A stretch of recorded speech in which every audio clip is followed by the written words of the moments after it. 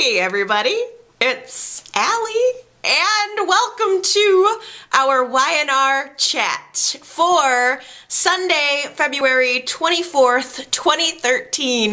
The great snowstorm that has rocked Genoa City is now over and the repercussions are just beginning. I have to first start out by just talking about Lauren. Everything surrounding Lauren has captured my imagination all week. I've been dying to find out what happened between her and Carmine because I don't watch the show every day when it comes out. I save them up and watch them on the weekends so I can just have a blast of Y&R, one episode after the next, and just enjoy and totally immerse myself in the show. And even my boyfriend has seen me last week gasping over that scene between Lauren and Carmine, and he asked me all week, hey, did the plow come yet?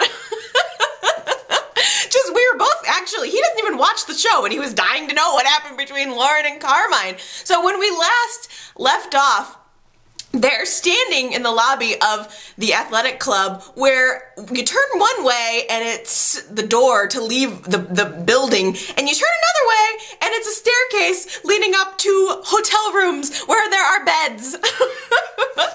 And it was such a crossroads moment for Lauren. Like, what is she gonna do? And thank God she came to her senses because Carmine suggested getting a room. And she came to her right mind and said, no, I need to go, and she left. And thank goodness, I have been compelled by the hotness and the intrigue of that situation, but I am a Lauren and Michael fan. I love their relationship. I've been really a big fan of theirs for a long time. They're one of the only stable, good couples on the show. They've had such a great relationship and they've overcome so much, and I didn't want to see Lauren just blow it. I was interested, but not really. I didn't want to see her just go and have this hot, flaky affair with the bartender. So I'm glad that she came to her senses. I mean, canoodling with the guy in the lobby of the athletic club was bad enough. She better hope nobody saw it. Well, she gets home, and tensions are very, very high between her and Michael and everyone and Fen. And, Michael keeps apologizing, saying he's sorry for not believing in Fen, not trusting that he didn't push Jamie off of the roof. And for as much as Michael is apologizing, Fen is throwing up walls, and he's not hearing. And Lauren is caught somewhere in the middle. Both Lauren and Fen blame Michael, and am I the only one who doesn't blame Michael? I just feel like Michael was doing his job and he was trying to be a good parent in his own way. He thought tough love is the thing that's going to turn Fen around, and so I think that's why he did it. And for as much as everyone is blaming him, I don't. I just don't see it. Michael did not create this situation. Fen did. Fen caused this entire chain of events to be set into motion. And for a mistake that Michael made, Michael did make a mistake, but he is trying to talk it out. He's trying to resolve it. He's not trying to run away. He's not getting all angry. And it was such an interesting scene. During the storm, Michael and Fen and Kevin are all trapped in the apartment with the power going out, and Kevin is having a mild panic attack, and Fen asks Michael what's going on with Kevin, and that's when Fen finally learned the truth about Kevin's childhood and what Kevin's father was like. And it was such a dawning moment, or it should have been a much more dawning moment for Fen, that, Kevin had a bad father. Kevin's father locked him in a closet without food or light for days. Fen has gone through nothing of the sort.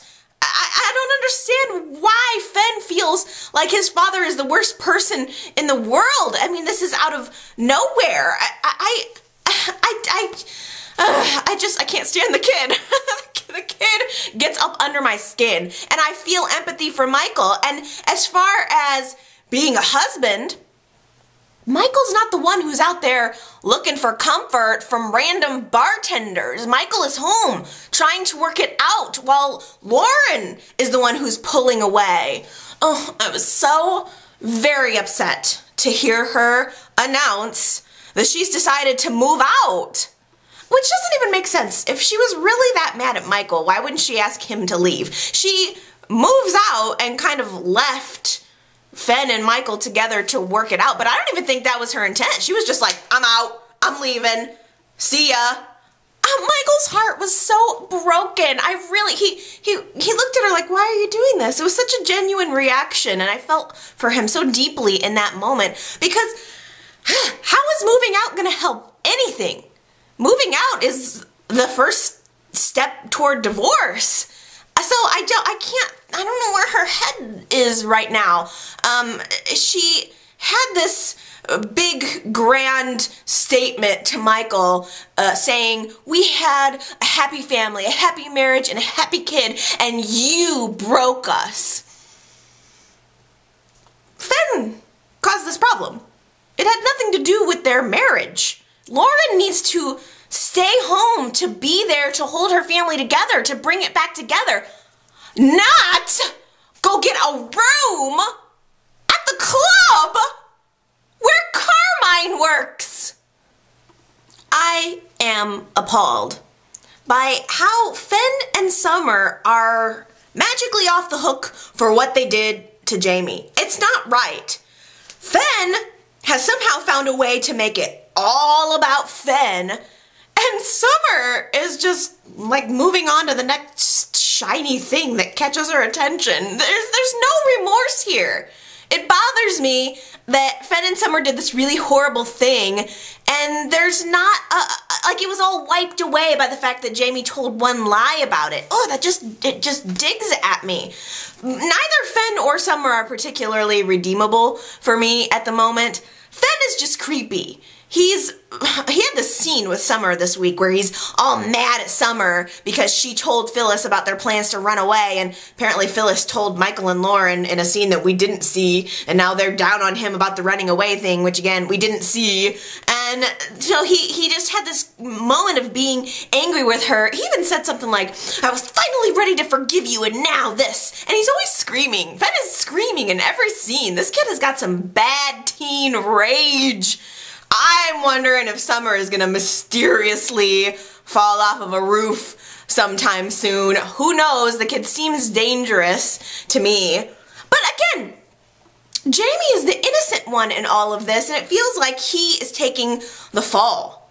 Paul brings Jamie by Michael's house this week to apologize, which, I'm sorry, I feel like Jamie should have been there to get an apology, not give an apology. Thank you. It was so sad. Like, Jamie's just standing there beside Paul, looking all sweet and cute and kind of ashamed of this one bad thing that he's done. And I love Jamie and Paul together. As soon as they walked in the door, they almost had like a similar body language in a way, and I just thought, oh, I want Paul to adopt Jamie and then make him like his little junior PI, you know? Like, he needs, nobody ever replaced JT. Remember when JT was kind of Paul's underling and took him under his wing, and I want Paul to do that with Jamie. It was just, that was my wish, and that's not gonna happen because instead, apparently,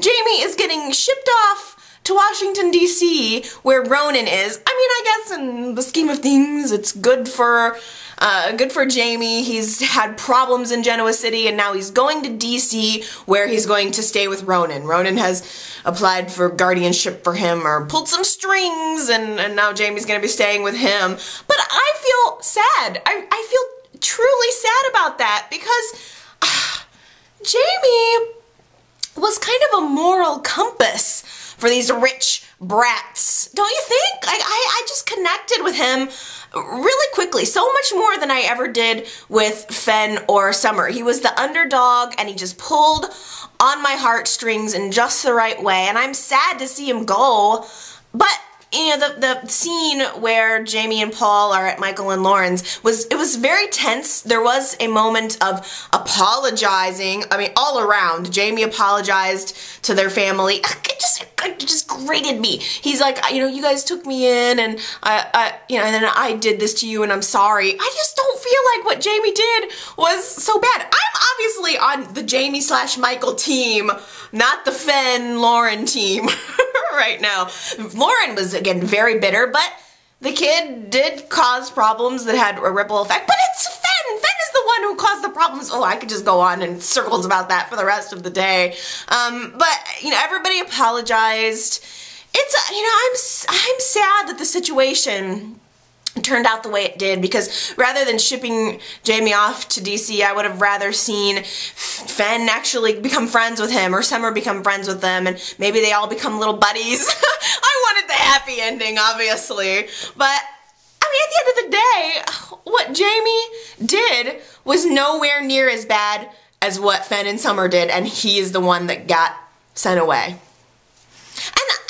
Like, the other good thing about Jamie was that he was a connection to Paul. He gave us a bridge to Paul, and more Paul, and Paul in the right way, where we're seeing Paul talking about his parenthood, because that's probably the biggest criticism of Paul's character in recent months, years, is that he's a crappy parent. He never paid attention to Ricky growing up, and he realized only after Ricky's death what a huge mistake this was, that there were instances where Ricky had reached out to Paul and Paul didn't catch on to it. So Jamie's presence really helped redeem Paul's character too, and there was a scene where Paul and Jamie are talking at the coffee house, and just Jamie's asking questions about Paul's son, and Paul's trying to answer without saying all of the horrible details that happened to his son, but it's clear that Paul is trying to rectify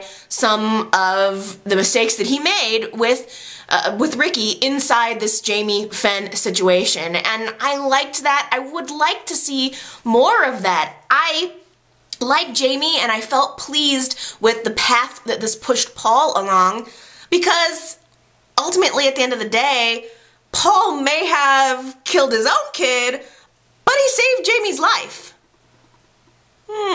Summer and Kyle.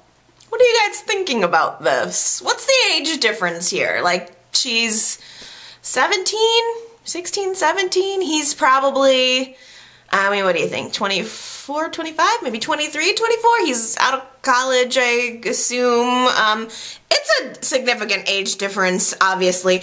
I don't think that Kyle is trying to hit it. That's not the vibe that I get. I think Kyle is trying to be nice and supportive, and Summer is the one with the budding crush. It's clear. There was just a brief little moment, and you could just see it in her eyes that she was kind of into him, and Nick saw this too, by the way.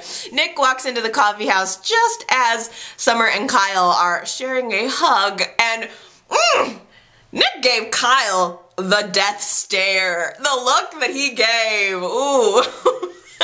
I would not want to be Kyle in that situation. It's only gonna be, what, maybe another week before Nick has to take Kyle aside and give him a stern talking to. But again, like, here's the thing.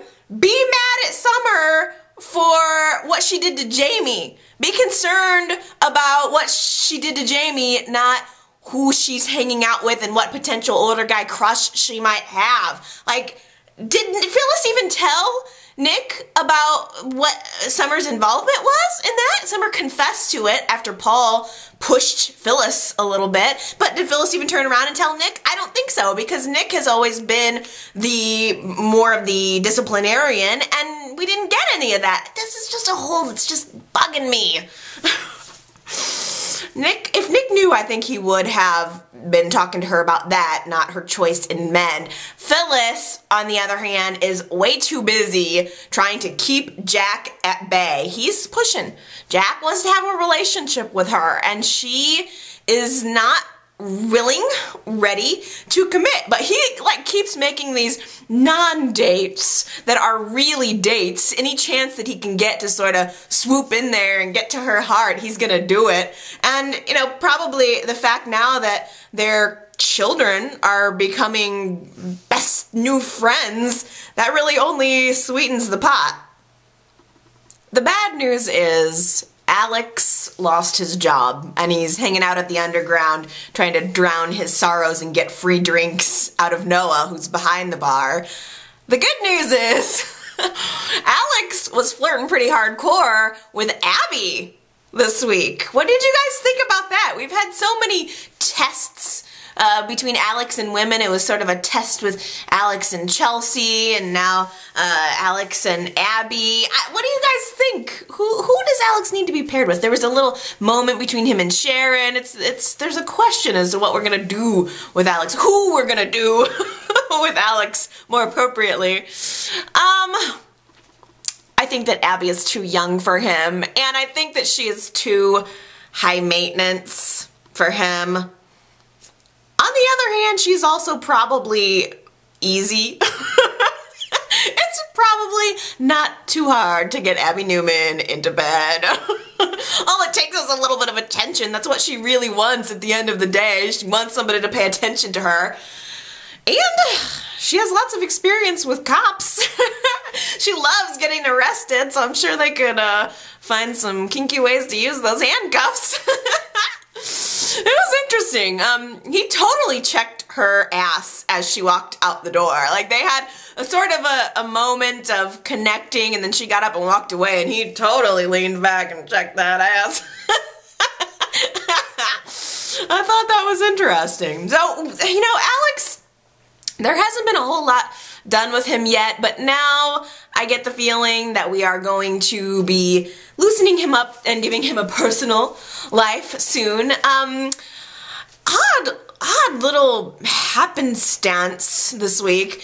Catherine is out also driving in the snow. I don't know why she didn't have the driver do that. She had the driver come around and get her to take her to the pharmacy when the weather was perfectly fine, but now she has to be out driving in a snowstorm, and she crashes her car, and Adriana happens upon her and pretty much saves Catherine. Catherine probably couldn't have handled being out in that cold for very long, and Adriana gave her a ride back to the mansion, and I don't know which came first, but Adriana, after finding Catherine, realizes that she's going to have to take her back to Genoa City, wherever Catherine was, I don't know, and Adriana decides that, yeah, she will go back to Genoa City, and she's going to return the money. Now, I don't know if Adriana was on her way back, or if she was just hiding out. I'm not sure where the change of heart happened, but she takes Catherine back to her house and then stops off at the underground to find her brother, Alex, and she gives him the bag of money back and his gun as well. So Alex has lost his job with the force because he was unable to recover this money. Now he's got the money back, he's got his gun back. At least, even if he can't get his job back, at least he's recovered the money. He can repair his reputation a little bit. Surely there are going to be some charges against her, right? She can't just skate away, right? I mean, what am I talking about? There's not going to be any repercussions. This is Genoa City. People just do things and get away with it. So I assume no charges are going to be brought against her, and instead she's going to come out on top because she's starting to get real cozy with Catherine. Out of nowhere, like just because she saved Catherine's life, now all of a sudden Catherine is very close with her. In fact, there was a scene where Catherine and Jill are just hanging out inside the mansion, and Adriana, unless I missed something and Esther opened the door, Adriana just opened the door and walked right in. Did I miss something? Because that seemed very, very presumptuous to me. And Adriana comes in and starts talking about how she wants to accept Catherine's job proposal. So Catherine apparently offered Adriana a job, which I don't remember. I think it was another one of those happened off scene sort of things. But more importantly, Catherine doesn't remember this. She's struggling. She does not remember. And this is a bad time to bring in a new person into your life, somebody you don't really know. Adriana could scam her out of millions. And Jill is onto it. And I want Jill to keep an eye on Adriana because I do not trust her at all. She clearly is, yes, okay, she ultimately did the right thing and didn't screw over her brother, but she is clearly a money grubber. I think she's shady, and I don't trust her with my Katherine. I don't know, do you guys? I just feel like she could be up to something. But she interviewed for Katherine's assistant job fair and square, and she made the comment that she knows how to keep a secret. You know, she knows high-profile people need to keep things secret, and she'll keep her mouth shut about anything, and you can pretty well bet that she's going to have to keep the secret that Katherine is losing her memory, losing her marbles, which is, that's going to be a full-time job for Adriana. And I don't know. This is weird. Katherine loves strays. She loves taking in strays. And now that Harmony's gone, I guess she just needs a new charity project. Adam and Sharon are at Adam's house in the middle of the snowstorm, and things get heated, and Adam just rips Sharon's top open like it was a window curtain. Just wham! It was hot. Like, it was a window to sex. I loved it so much. No matter what you think of Adam and Sharon, how could anyone not find that hot? It was, they have so much chemistry. Adam and Sharon, I just love them together. I wanted it to keep going. I was like, yeah, rip it open and keep going, keep going, keep going. We haven't seen Michael Mooney without any clothes on for a while. We need to see Adam with his shirt off. we need an Adam and Sharon lovemaking scene. I'm ready for it. Unfortunately, things kind of calmed down. It's always Sharon putting the brakes on. Adam would have boned her a couple weeks ago if it wasn't Sharon putting the brakes on. She decides they can't do it, and sure enough, just after that, Chelsea comes over to Adam's house. She's driven over there in a snowstorm to tell him that she's pregnant. And just as she's about to utter the words, Sharon comes walking downstairs, oh, you guys, wearing one of Chelsea's tops. Oh, that was a good freaking scene. It's one thing to see Sharon walking down the stairs where you used to live, totally another to see her wearing your clothes. Ooh, it was good. Well, Sharon had to have a different top because Adam ripped hers. I mean, you know, that's a clear indication that they're involved, and immediately Chelsea is humiliated. Oh, can you imagine how humiliating that would be? Another woman wearing your clothes. Just let that sink in for a second. Ooh, I think Chelsea was thinking that maybe this pregnancy was going to help their relationship. I really believe that if Chelsea could erase Sharon from existence and get back together with Adam, even before she knew she was pregnant, I think she would do it. Because we all know how bitter Chelsea is, and for as angry as she is, that's how much she loves him. Her bitterness is a result of her love for him and her inability to have him. And there's this brief moment where she's just about to tell him, Sharon walks on in, and Chelsea has to backpedal. She has to come up with a plan B, something else to say. And she immediately just gets huffy and tells Adam that she just came there to give his ring back. And she gives the wedding ring back to him, which was so obvious that that's not what she was gonna do. Before Sharon entered the scene, Chelsea had this look, and a love look in her eyes, a longing, like, I want to tell you about our future and what it will be, and it just got completely dashed when Sharon walked in, and Chelsea's reaction turned visceral and angry, and she just takes her ring and slaps it into Adam's hand and walks out. And Sharon left not too long after that. Sharon realizes that she keeps causing problems for Adam whether she wants to or not. I just wish that Sharon and Adam would get it on. I do. Like, enough with this cat and mouse. Either do it or don't do it. It feels like every week there's a will they, won't they moment between Sharon and Adam, and I just wish they would both own it and be together if that's what they want to do. Now, clearly, the smart thing to do would be to hold off. I think Sharon's instinct to not get involved with Adam is probably, in reality, correct. It could interfere with work. It could cause all kind of problems working together. Sharon is happy at her job. She's excelling. She needs that. And she doesn't need to mess it up with a relationship with the boss. That's probably, like, if Sharon were my friend, I would tell her not to do it, certainly. But speaking of work, by the way, side note, but awesome side note, Victor is at the athletic club sitting next to Mason at the bar, and they're clearly talking when Adam walks in, sees them, and realizes right away what's going on. Clearly, Victor is trying to get to Mason to get to Adam. That's how Victor operates. And Adam, after Victor leaves, questions Mason about it, and he's like, oh, no, it's not me. I'm on your side. I have nothing to do with Victor. And Adam's like, oh, yeah, really? Well, you're fired anyway. Adam Donald Trumped him. You're fired. See ya. And I'm so glad, because I just really did not want to see Sharon's medication get messed with. So I don't know what's going to become of Mason. Y&R hasn't done a stellar job of doing anything with him, really. He's pretty much a plant. I thought we were supposed to get something good out of him, but no, he's fired. I don't know what connection he's gonna have to the show now, but he's gone. Thank goodness, because I didn't want to see Sharon get off her rocker again. But back to the main point. Smart thing to do would be to not get involved with Adam.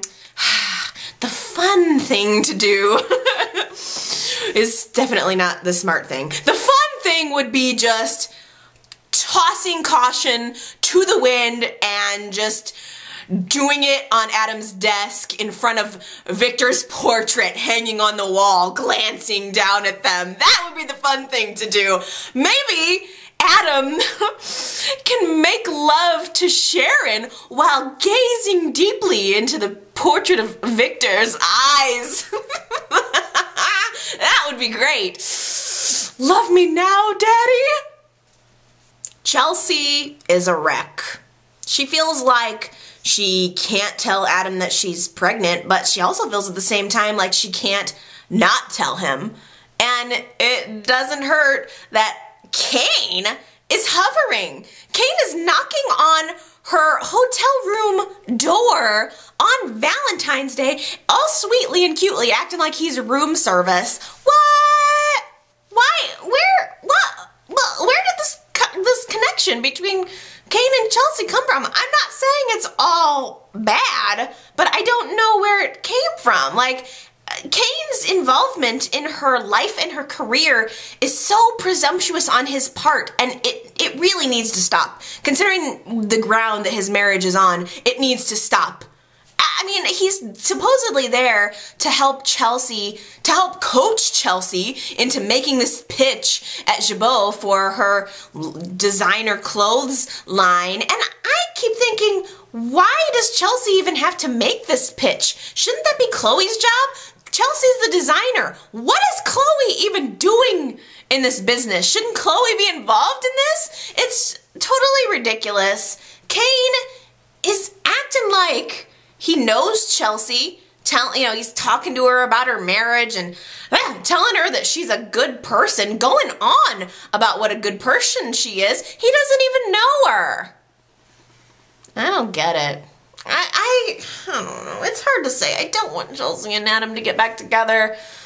I don't know how I feel about Chelsea and Kane. It's so up in the air for me right now. Kane leaves, and Adam knows in his heart that Chelsea had come to the house in a snowstorm to tell him something other than, here's your ring. So he goes to see her, and he prods her, and she doesn't want to tell him anything. She doesn't want to talk to him at all. It's very tense. And then Chloe interrupts. She comes into the room because Chelsea has called her, I think just wanting some moral support. And weird moment.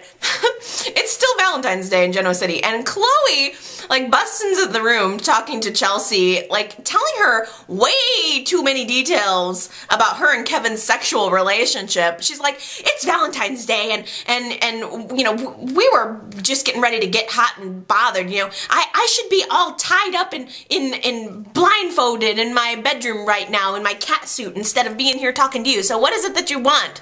It was weird. It was weird. Like, do you guys think that Kevin and Chloe are into bondage?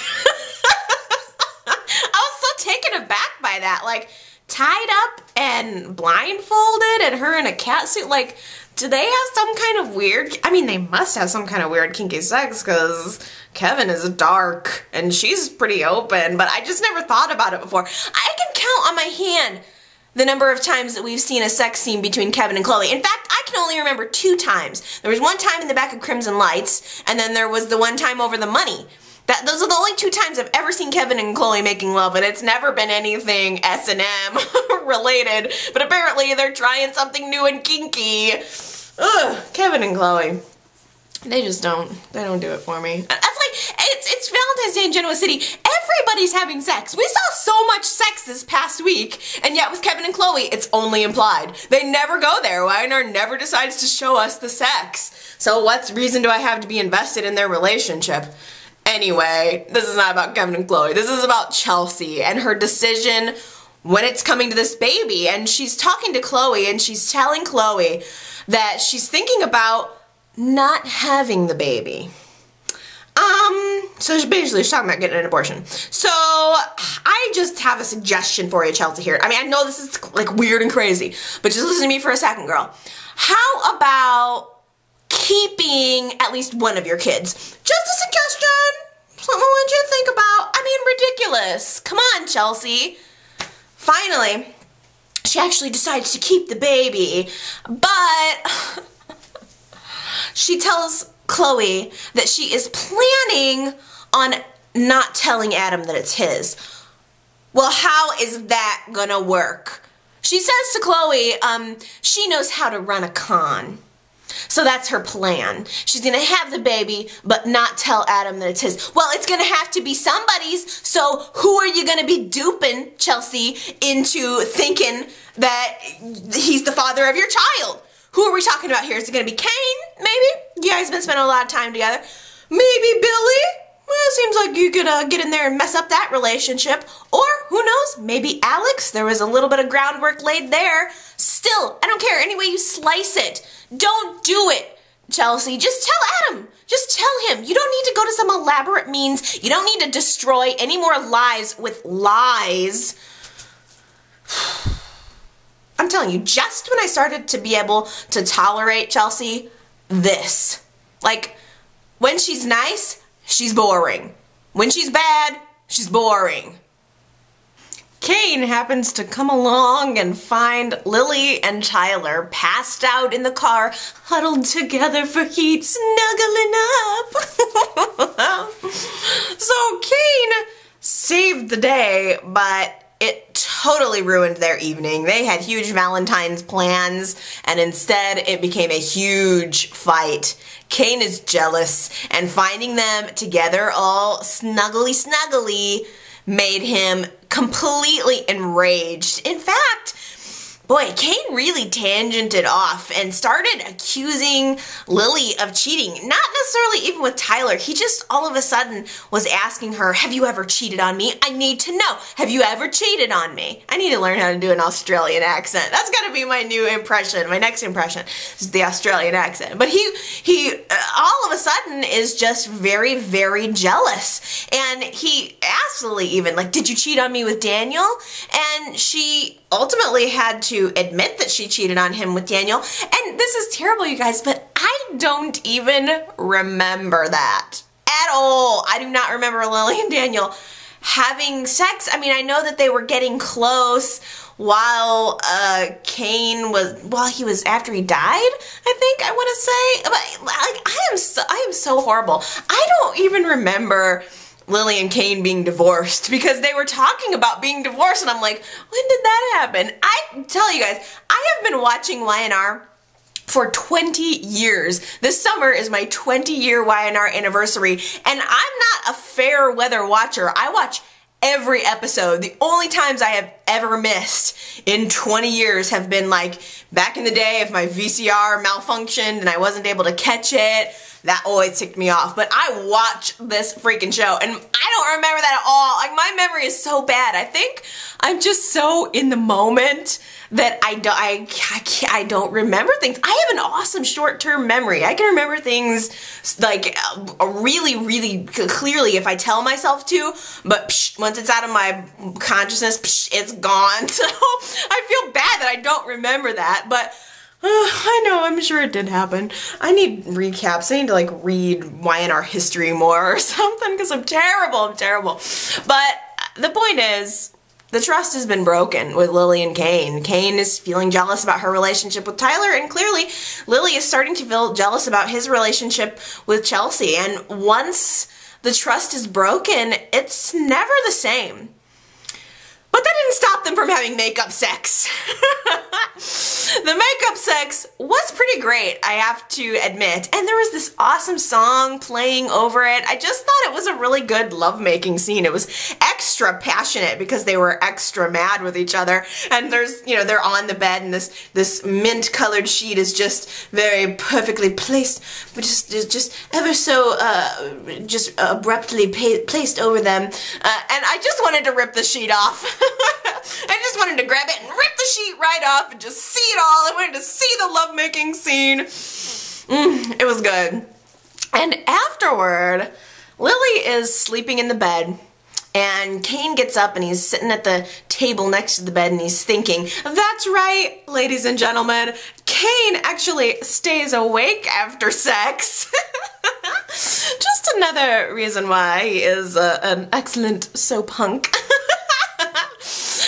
And it was weird. He, you know, Lily wakes up and she's like, what are you doing? Come on back to bed. But you can tell he's distant. He's thinking about, you know, whatever he's thinking about, his jealousy, his relationship, how he's feeling insecure. But he gets back into bed, and I just have to ask you guys, he was wearing this weird pair of, like, boxer briefs, but without the band? Is that a new kind of boxer briefs? There was no waistband. I thought that was bizarre. If anybody knows what those are called, let me know. I was like, what the heck? These space age underwear that he's wearing. But I guess it solves the debate of boxers or briefs. He's wearing his boxer briefs and not anything leopard print. Now, Lily is trying to save her marriage. I think in some respects Lily is a little bit oblivious to what's going on. She, in order to make Kane comfortable, is now back at work, and she's working on a lot of projects with Tyler, and she's being really defiant toward Tyler now. She's not hearing anything that he has to say. She's really trying to dodge him. She's being very short with him, and I just am wondering, do you guys think that Lily is mad at Tyler for how close and aggressive and presumptuous he's been with her? Or do you think that she's mad at herself for liking it? Where we last left off, Avery and Dylan are stuck together in a snowstorm in her apartment, reminiscing about old times. One thing leads to another, and they're making out. And I felt it. I feel like they have so much chemistry together. And it just got me to thinking about how very talented I think both of these actors are. I mean, talent is creating believable magic with someone you don't even know. These actors probably don't even know each other, and here they are making me believe that they've known each other for years and that there's a burning passion that's kind of running underneath the relationship. I thought it was wonderful. I really do like Dylan and Avery there. I feel the chemistry probably more so than I feel the chemistry with Avery and Nick. Maybe just because it's untainted with them. I don't know, but as we all suspected, Nick shows up at Avery's apartment. They're mid-kiss.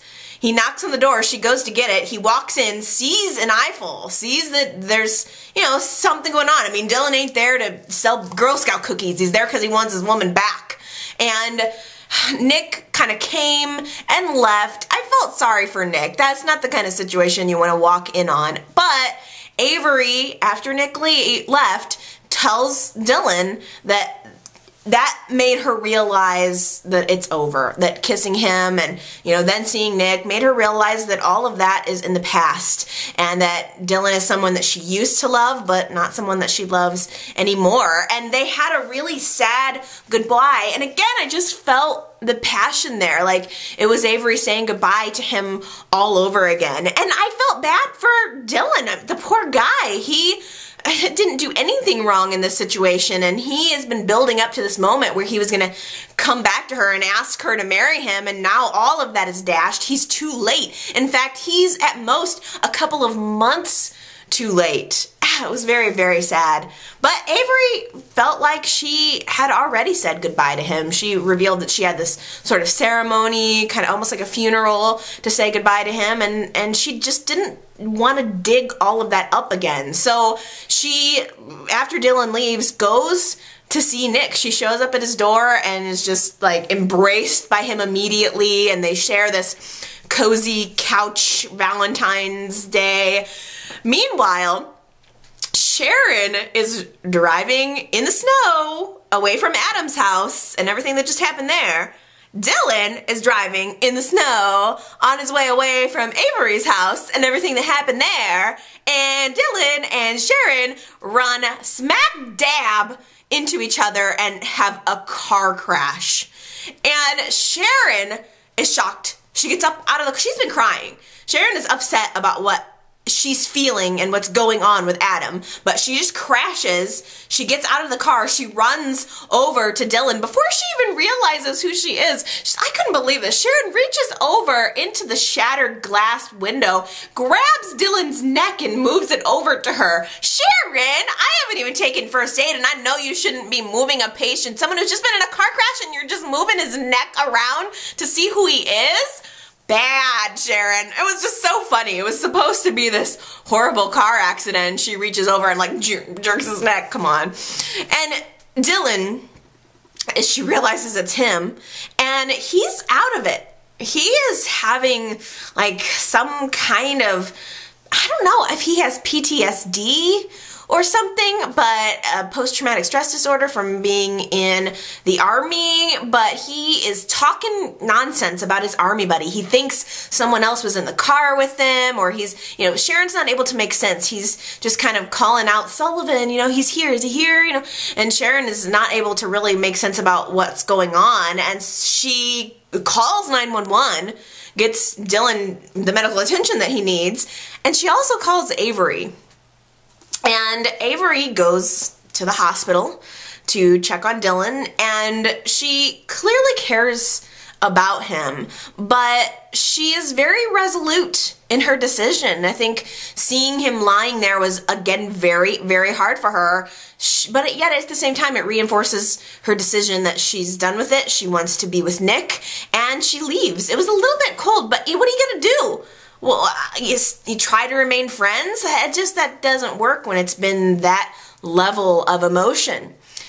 And Dylan has problems that extend beyond what's going on with Avery. We got a little bit of an insight into his mind this week where he has a flashback of being in combat. We've never seen a scene like that on YNR that I remember. I don't ever remember us doing a combat scene. So it was kind of different. He's, you know, in his gear and he's lying on the floor, or lying on the ground, like in the dirt with his friend right next to him. And they've obviously been hit, kind of. They've been injured to some capacity, but they're still alive. And he's it's Dylan and then Sullivan right next to him, and there's a gun between them. And Dylan is like, can you push the gun over my way? But don't lift your head up. Keep your head down. And the guy, like, accidentally, when he's trying to push over this gun, lifts his head up and then gets killed. So this is something that probably Dylan is really carrying on his conscience. I don't know if he feels like he was responsible for that in some way, or if it was just the general trauma that would accompany seeing your friend getting shot and killed. But although I'd imagine that that's the least of it, I get the impression, I don't know, I think that Dylan was held captive. I think he was a prisoner of war, and that the Americans assumed he was dead, and therefore, you know, everybody thought he was dead, but I think he was actually being held captive, and maybe eventually he got released, and I don't know, I just wonder if he was tortured or something. I mean, he mentioned that he's done more tours than he can count, which is not right, by the way. People should not be going on multiple tours right back to back. That's enough to give you PTSD right there. That's not the point. You're not supposed to be a career soldier, you know? I mean, like, that takes a toll on somebody. So if he's gone into combat many tours in a row, more times than he could count, that's a lot of times. I'm assuming that he's definitely messed up. He's got some issues. But he, you know, he gets out of the hospital. Avery goes home to Nick, and again, sort of reinforces her feelings. Nick stands there and he actually says the L word for the first time, tells her that he loves her, and she says that she loves him too, just while Dylan gets out of the hospital and he's doing okay. And the more interesting thing, he goes to visit Sharon to thank her for calling 911 and for calling Avery and all that. And what do you know? Sharon has got a hole in her roof from the snowstorm. Sharon's got a hole in her head if she does not seize this opportunity with Dylan. Like, she doesn't want to get involved with Adam, and I don't know why she keeps torturing herself. Just, like, let Dylan in. Let him fix the roof. Let him fix anything else that needs fixing. Like, I'm down for it. Dylan is a good guy, and it's such a stark difference from Adam. Adam is the ultimate bad guy, so it's an odd choice for her, but she allows Dylan to come in and be her contractor and fix the hole in her roof, and we know they're going to be spending a lot of time together, which has very interesting possibilities. Like, gosh, Dylan, he's just like, there's been a lot of phone calls of him talking to his dad on the phone. I guess he's like, Faith is all scared about the hole in the roof, and he's comforting Faith. I'm like, is this guy running for the mayor of Genoa City? He's pretty much the nicest guy. How could you not like Dylan at this point? He's sexy and he's nice. Like, what could you do? I'm into it. I'm open to Sharon and Dylan. Ultimately, I think that Avery and Dylan have a lot of magic, and I ultimately would like to see Adam and Sharon together. And I'm disappointed because Adam is going to be way too busy dealing with Chelsea to get back together with Sharon, which, I mean, the baby is going to be tying Chelsea and Adam together for the foreseeable future. Ugh. But if Sharon has to pass the time with her hunky contractor, that's okay by me. Nikki confided in Jack about her illness, and Jack turns around and tells Victor this week. So rude. I feel like Jack totally betrayed Nikki's confidence. I'm mad at him for that. I understand that Victor needed to know, but it was her decision if she wanted to tell him.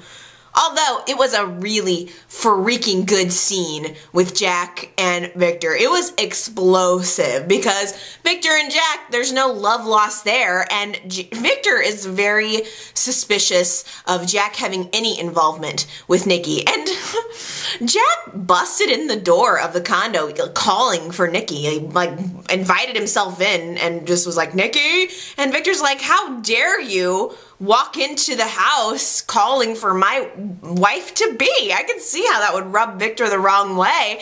And Jack proceeded to tell Victor to just shut up. She's sick. And oh, it was such a good scene. But my question for you guys is, do you think that Jack had another motive there? Why did he tell Victor? Like, is there even maybe a kernel of Jack wanting to stick it to Victor in this situation, or was it all about just needing to help Nikki facilitate this truth? Because I feel like Jack cares about Nikki deeply, and he hates Victor. So I can see him wanting to take this opportunity to set him straight. Like, I care about Nikki, and if you're not going to take care of her and help her feel like she can be open with you, then I'm going to help push that along. And it was such a, I mean, just an intensely great scene. If you watch one scene this week, you've got to go back and see that Victor actually said thank you to Jack as he walked out the door. Knock me over with a feather. I was not expecting that. It was very quick. Jack was in and out. Here's the information. See you, sucker. And Victor was actually taken back like, thank you for this information. Can you believe that? And then Nikki comes home and Victor just looks at her like, I know. And he was actually very tender. You know, I understand why she thought that Victor would have the reaction that he, you know, that he would want to control the situation. That makes sense. That's very Victor-esque. But I was surprised and I appreciated how tender he was with her. He actually facilitated her telling the kids. He was the one that kind of introduced that. You know, we have to tell the family about this. We can't keep it a secret. And it was just a nice family moment. You know, for as much as we hear about how the Newmans are a family, they don't have a lot of family moments anymore. Nick and Victoria came over and she told them the truth about what was going on, and there were tears and just a really weird moment of Victor being a father and not just being Victor Newman. It was a good moment. I really enjoyed it. And there was just, you know, some resolution that we're not going to treat Nikki any differently. We're not going to, you know, she doesn't want that. She doesn't want everything to be all about the illness. She wants to try to live as normal of a life as she can.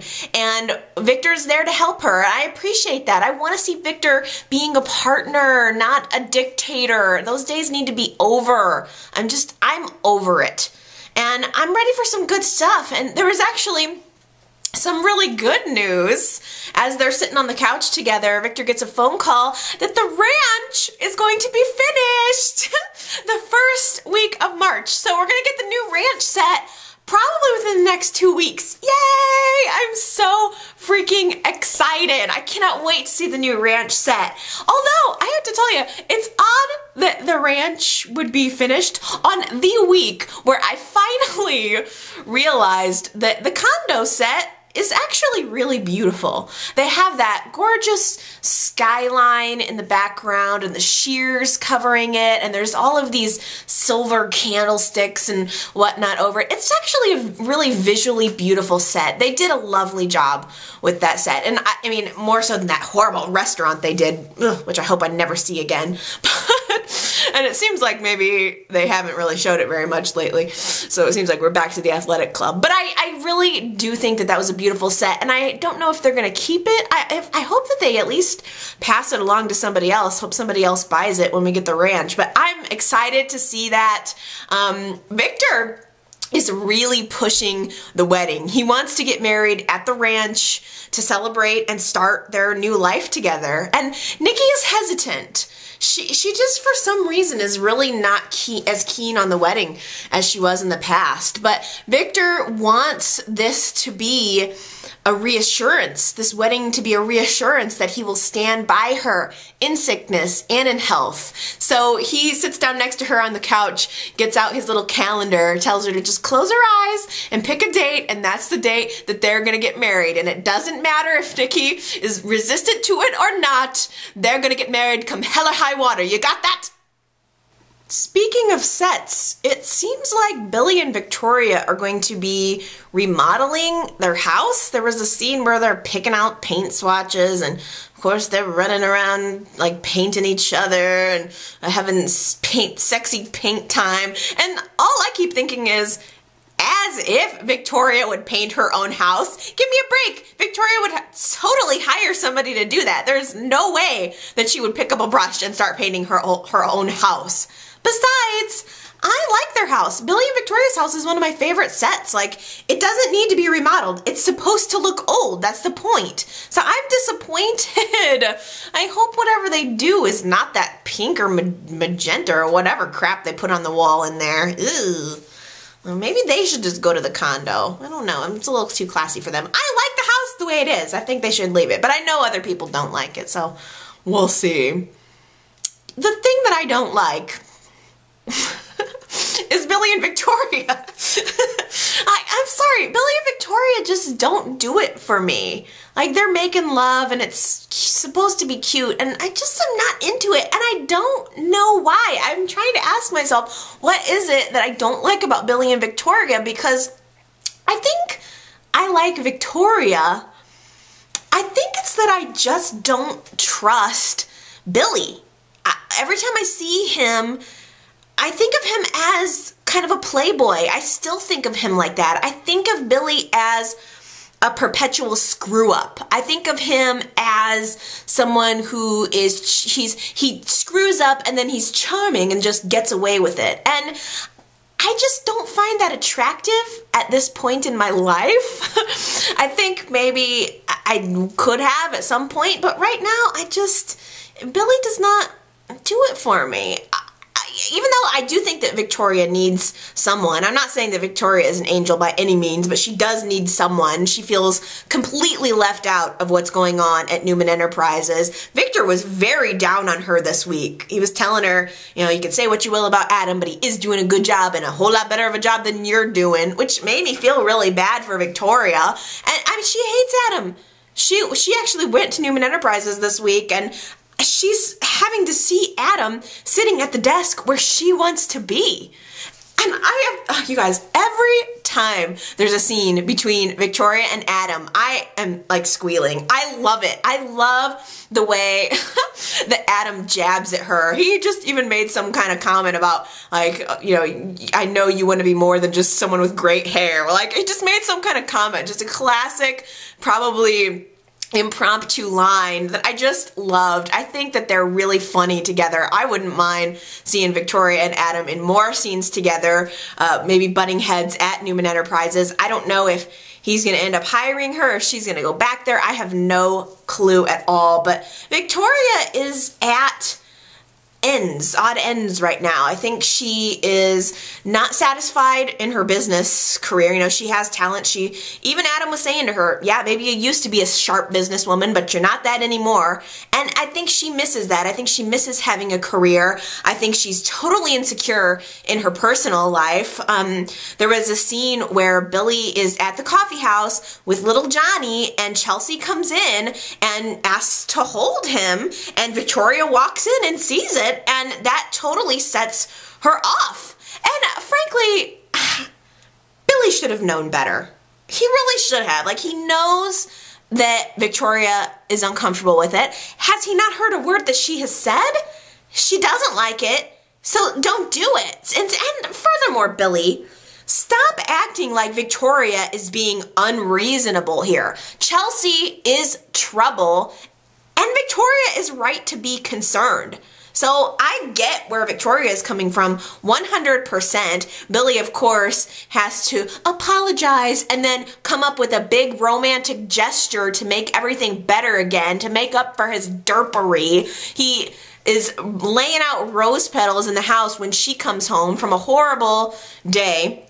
You know, having this confrontation with Victor, confrontation with Adam, and then finding out about her mother's MS. And I do appreciate that he was there for her. She needed that. She needed, you know, to feel secure at least in one place in her life. It just irritated. It all boils down to my irritation with Billy. He gets down on one knee and he proposes to her.